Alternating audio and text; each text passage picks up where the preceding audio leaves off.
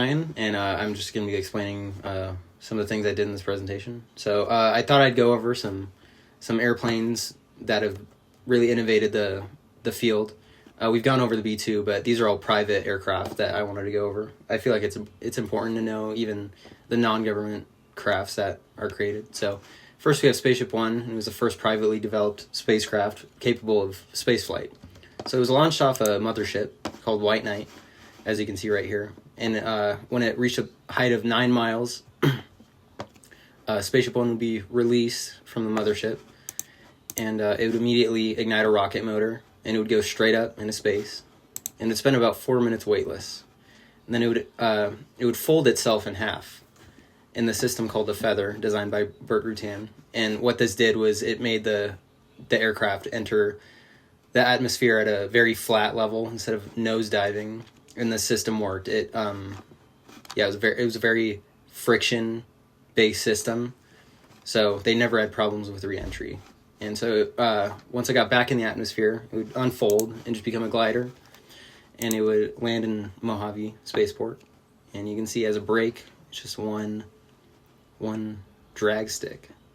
So that's Spaceship One. So now we have the Voyager, and this was the first aircraft to circle the globe without refueling at all. And so it took 9 days in December of 1986. So it was equipped with 2 engines, one in the front, one in the back, and a very brittle composite structure.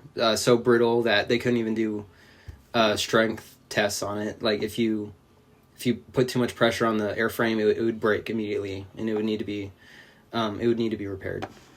So it was never filled with full capacity because the wings also doubled as the gas tanks. So the first time it was ever filled full was on the big flight.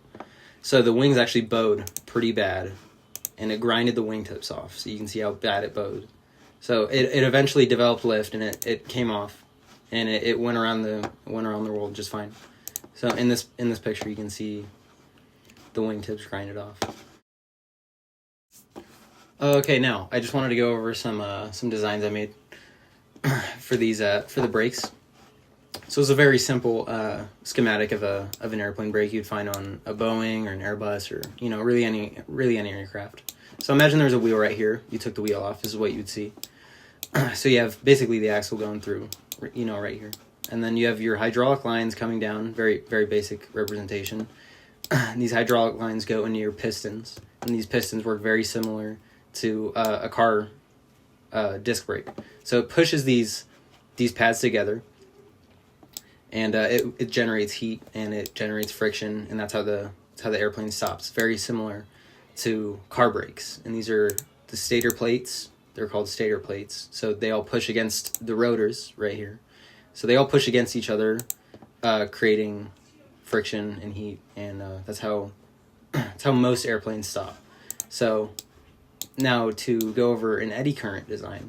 So this is very similar to regular disc brake. You have discs along an axle, but these discs are a conductive material, and you have magnets right here surrounding each disc, and you have a winding core up here. And when you put electricity through this winding core, it activates these eddy currents through the field between these magnets and the disc, and through those eddy currents, it slows down frictionlessly.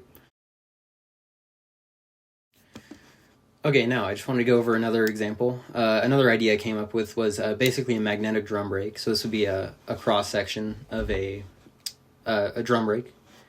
So you have the walls of the drum brake, and 2 opposing magnets would be making up the brake pads. So these brake pads would slam out and get the friction from the walls like any other drum brake. So these would be extendable poles. It could be either pin activated. It would pull the pin out, and these poles would slam out.